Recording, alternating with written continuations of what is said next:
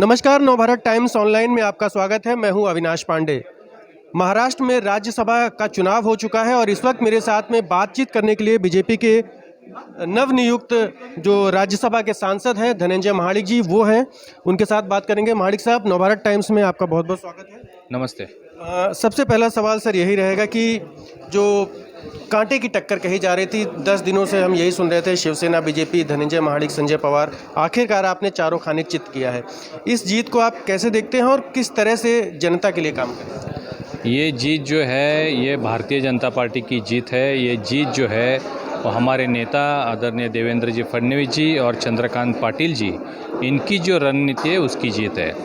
आप जैसे बोल रहे हैं ये कांटे की टक्कर थी, ये सही में सभी लोगों का ऐसे ही लग रहा था, क्योंकि भाजपा के विरुद्ध आप देख सकते हैं कि महाविकास आघाड़ी पहले दिन से ये बोल रही थी कि उनके पास काउंट है, संख्या उनके पास है 170, 272, 274 और चारों सीट जीत के आएंगी, ये दावा वो कर रहे थे। और जिस दिन मेरा नाम दिल्ली से घोषित हुआ उसी दिन मुझे यकीन हो गया था कि भाजपा के पास, फडणवीस जी के पास संख्या है।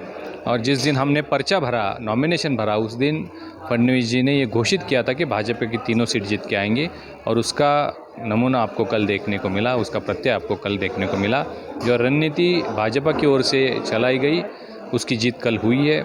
आगे चल के भाजपा का जो भी एजेंडा होगा महाराष्ट्र में और दिल्ली में, वो मैं उसके लिए काम करूंगा। मैंने पहले भी लोकसभा में काम किया है, 5 साल 2014 से 19, 3 बार मुझे संसद रत्न अवार्ड से नवाजा गया है।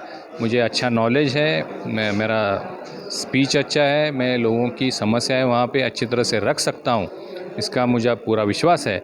आगे चल के भाजपा की तरफ से जो भी सवाल महाराष्ट्र की जनता के होंगे वो मैं राज्यसभा में उठाने की कोशिश करूँगा।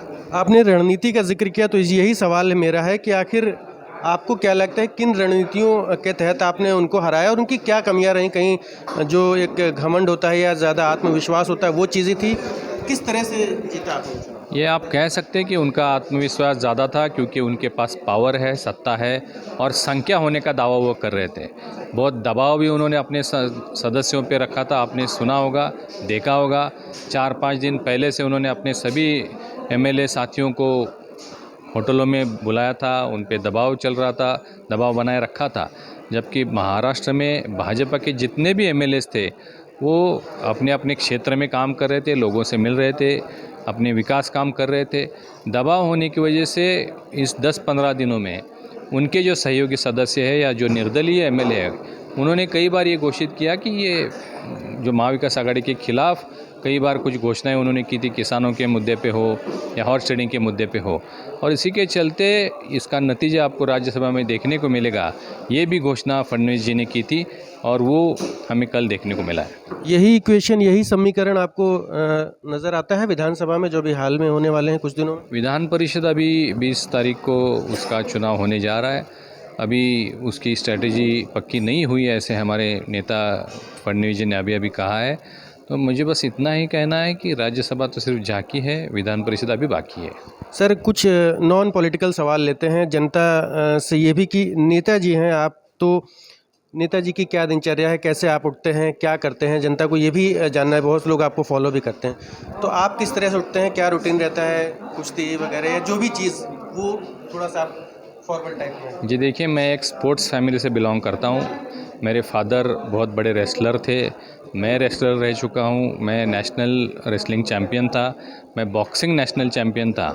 और मेरा पूरा परिवार जो है, मेरी फैमिली है, मुझे 3 बेटे हैं, तीनों बेटे मेरे स्पोर्ट्स में अव्वल हैं।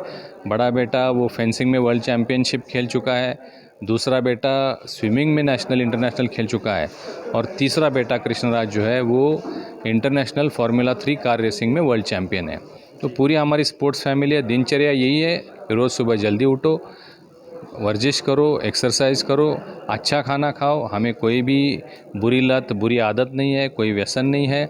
और हम सामाजिक काम में, हमारा पूरा परिवार जो महाडिक फैमिली बहुत बड़ी फैमिली है, 3-4 डिस्ट्रिक्ट में पूरा परिवार हमारा काम करता है। हम लोगों के बीच में रहते हैं, लोगों के काम करते हैं, लोगों की मदद करते हैं। इसी के चलते ये तीनों डिस्ट्रिक्ट में महाडिक परिवार का अच्छा नाम है। लोग हमारे साथ जुड़े हुए हैं, लोगों का आशीर्वाद हमारे साथ है। सर, तो अखाड़ा वगैरह जैसी कोई चीज़ आपने भी खुलवाई कि आप वहाँ भी जाते हैं, जैसे आपके ही पार्टी के बीजेपी के साथ? हमारे खुद के भी अखाड़े हैं। हमारा गांव शोलापुर में पुड़ूस करके एक गांव है, वहाँ पे मेरे पिताजी ने खुद अपना अखाड़ा वहाँ पे बनाया हमारी कसरत करने के लिए कि कसरत मिस नहीं होनी चाहिए।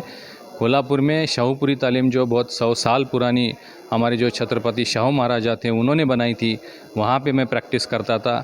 कई साल 8-10 साल पे मैं वहाँ पे प्रैक्टिस करता था। फिर मैं नेशनल खेल चुका हूँ। अभी तो कुश्ती नहीं करता, लेकिन एक्सरसाइज डेली करता हूँ, रूटीन है। और जैसे बोला कि कोई बुरी आदत नहीं, सिर्फ दूध पीते हैं। सर, जो आपके शिष्य हैं या जो आपके अखाड़े में, उनको कभी आप मोटिवेट करने के लिए जाते हैं या क्या कुछ करते हैं? देखिए, ये लीडरशिप क्वालिटी होती है ऐसी है कि हम अकेला कभी कोई लीडर बनता नहीं है।